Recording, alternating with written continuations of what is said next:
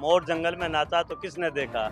मैंने कुछ बाहर अच्छे काम किए, मैं कहना नहीं चाहता हूँ मेरे मुंह से, तो मैं उनको वहाँ लेके गया तो उन्होंने मेरे को कहा बेटा मोर जंगल में नाचा तो किसने देखा।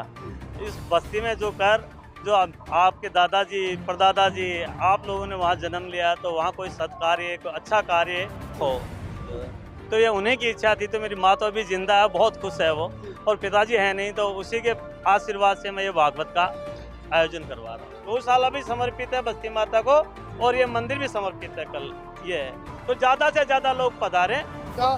कल के बाद में ये जो क्षेत्र है, ये जो इलाका है, ये जो ढाणी है, वो एक तरह की काशी और मथुरा वृंदावन की तरह लगेगी।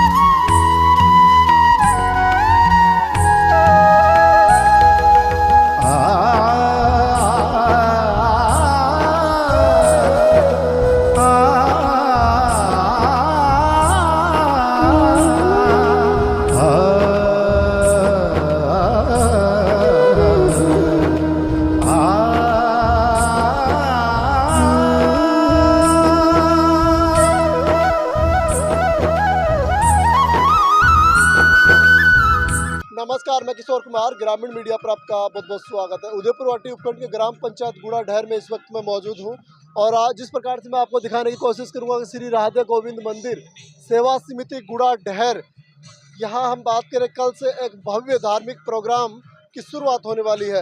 मैं आपको जानकारी के लिए बता दूं कि जिस प्रकार से जानकारी मिली है कि मूर्तियों की प्राण प्रतिष्ठा होगी, गौशाला की भूमि पूजन होगा, इसके अलावा और भी धार्मिक प्रोग्राम है। यहाँ के जो आयोजक हैं उमेश जी शर्मा, उनसे हम पूरे मामले की पूरे इस कार्यक्रम की उस पूरे धार्मिक कार्यक्रम की जानकारी लेंगे। जिस प्रकार से जानकारी में आया है कि पिता की आखिरी इच्छा थी कि मेरी याद में मेरे पुत्र एक भव्य मंदिर बनवाए, और पिता के वो आखिरी लफ्ज और उन लफ्जों को पुत्रों ने अपने दिल में लिया, और कल वो चीज़ हमें देखने को मिलेगी कि यहाँ पे भव्य मंदिर, राधा गोविंद जी का मंदिर यहाँ पे आपको कल के दिन समर्पित हो जाएगा। भूमि आयोजक हैं उमेश जी शर्मा, इनसे बातचीत करने की कोशिश करते हैं। नमस्कार जी।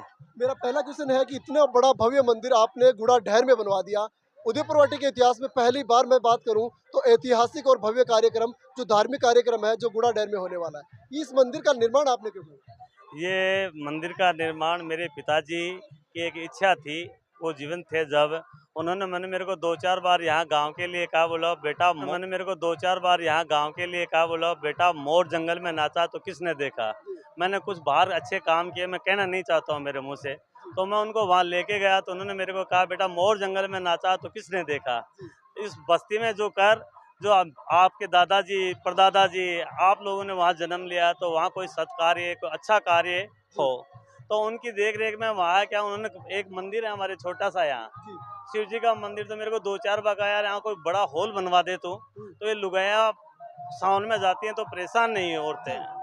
फिर वो क्या है कि जमीन नहीं मिल पाई और भगवान ने उनको क्या है कि शांत हो गए वो अटैक से।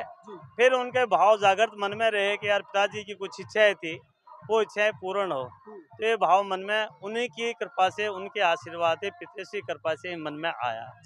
फिर उसके बाद में मैं यहाँ इस काम को पुनित कार्य को करना शुरू कर दिया। ये करीब साल भर का काम चला इसका, और ये कल या मंदिर की प्राण प्रतिष्ठा हो जाएगी और बस्ती के लिए मंदिर खोल दिया जाएगा। और बाकी कल का प्रोग्राम संतों के सानिध्य में मूर्ति की प्राण प्रतिष्ठा होगी। और एक मन में उनकी एक गायें हमारे आसपास के अंदर बहुत परेशान रहती थी, तो एक पानी की खेड़ी बनाई थी, तो यहाँ बहुत गायें पानी पीने आती थी, उन्होंने बनवाई थी वो। तो वो कहते थे मेरे को, यार ये गाय बहुत परेशान है, इनका भी कोई भला हो तो तू कर देना, बोले वो ये है। तो उनके आशीर्वाद से मैं कल गौशाला का भूमि पूजन भी संतों की सानिध्य के अंदर होने जा रहा है। ये लक्ष्मी महाराज कुल देवता हमारे, वो सामने बिल्कुल उनका भी पूरा आशीर्वाद रहता है। मेरे दादाजी को भी एहसास होता था यहाँ कि यहाँ की अपने कुल देवता लक्ष्मी जी महाराज का कोई घोड़ा आता था। तो ये पितृश्री कृपा से, दादाजी की, पिताजी की, उनकी कृपा से ही सब कुछ संभव हो पाया है। और बाकी सब लोगों का आसपास का बहुत सहयोग है। मेरा सबसे निवेदन है, ये बस्ती माता का मंदिर है, कोई व्यक्तिगत मंदिर किसी का ही नहीं है। ये बस्ती माता के लिए कल खोल दिया जाएगा, हमारा व्यक्तिगत कुछ भी नहीं है इसके अंदर ये। और नहीं कभी हम व्यक्तिगत ऐसा सोचेंगे कि हमारा है। ये गौशाला भी समर्पित है बस्ती माता को, और ये मंदिर भी समर्पित है कल ये है। तो ज्यादा से ज्यादा लोग पधारें और ज्यादा से अपना समझ के इस प्रोग्राम को भी संभाले, आगे भी इसको संभालते रहे। दुर्गा माता तो देखिए पिता के वो आखिरी लफ्ज और वो आखिरी लफ्ज पुत्रों ने, जिस प्रकार से हम बात करें कि ये कलयुग है, कहाँ पे क्या हो जाता है, लेकिन जिस प्रकार से पिता के जो वचन थे वो पूरे कल आपके सामने चरितार्थ हो जाएंगे। एक भव्य ऐतिहासिक मंदिर इस जनता माता को कल समर्पित हो जाएगा। बात करें कि पहाड़ियों की वादियों में गुड़ा ढहर में वो मंदिर, और ऐतिहासिक, मैं तो कहूँ ऐतिहासिक और भव्य, इतना बड़ा धार्मिक कार्यक्रम। दृढ़ संकल्प है, ये इनका दृढ़ संकल्प है कि ये रामानंद संप्रदाय त्रिवेणी धाम के सानिध्य में इनकी देख रेख में भूमि का पूजन हुआ है। ये राम वहाँ के संतों ने ला करके इनकी नींव रखी थी, उनके द्वारा ये पुजारी आएंगे, उनके सानिध्य में पूजा अर्चना होगी। हम सब बस्ती वाले हैं, वो पुजारी भगवान की सेवा करेंगे, हम पुजारी की सेवा करेंगे, हमारा दृढ़ संकल्प है। 8 से 10 दिन तक भागवत कथा चलेगी, क्या ये भी पिताजी के वचन थे? जी, मेरी माँ जिंदा है, और मेरी माँ पिताजी कहते थे, वहाँ मैंने 2008-9 में भागवत करवाई थी। वो ठाकुर देवकीनंद जी महाराज थे जयपुर के अंदर भवानी निकेतन में। तो मेरी माँ ने उस वक्त कहा था, बेटा एक भागवत तू अपनी बस्ती में भी करवाना। वो तो ये उन्हीं की इच्छा थी। तो मेरी माँ तो अभी जिंदा है, बहुत खुश है वो, और पिताजी है नहीं, तो उसी के आशीर्वाद से मैं ये भागवत का आयोजन करवा रहा हूँ। आज उस पिता की आत्मा को भी बहुत बड़ी शांति मिलेगी, क्योंकि उनके पुत्रों ने ऐतिहासिक कार्य कर दिया है। तो कल से ये धार्मिक कार्यक्रमों की शुरुआत हो जाएगी। तो आप भी जरूर इस कार्यक्रम में पहुंचे। आदिवासी मीणा सेवा संघ के प्रदेश प्रधान सुरेश मीणा किशोरपुरा भी यहाँ पे तैयारियों में लगे हुए हैं। धार्मिक कार्यक्रम है, राजनीति से प्रेरित नहीं है। एक बार इनसे बातचीत करेंगे।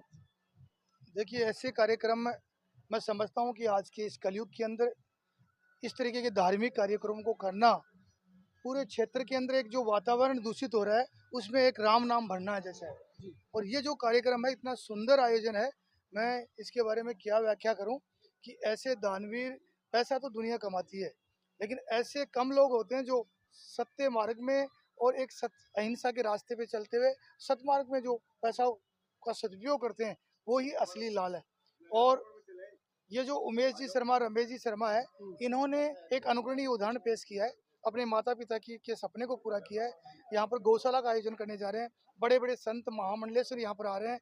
कल धार्मिक आयोजन होगा, वो भी निःशुल्क, वाहनों की व्यवस्था की जा रही है। रोज प्रसादी का प्रोग्राम किया जा रहा है। लगातार 7-8 दिन तक माता बहनों को सत्संग के प्रवचन सुनने को मिलते हैं। ये सब कलयुग में सतयुग का एक तरह का, कल के बाद में ये जो क्षेत्र है, ये जो इलाका है, ये जो ढाणी है, वो एक तरह की काशी और मथुरा वृंदावन की तरह लगेगी।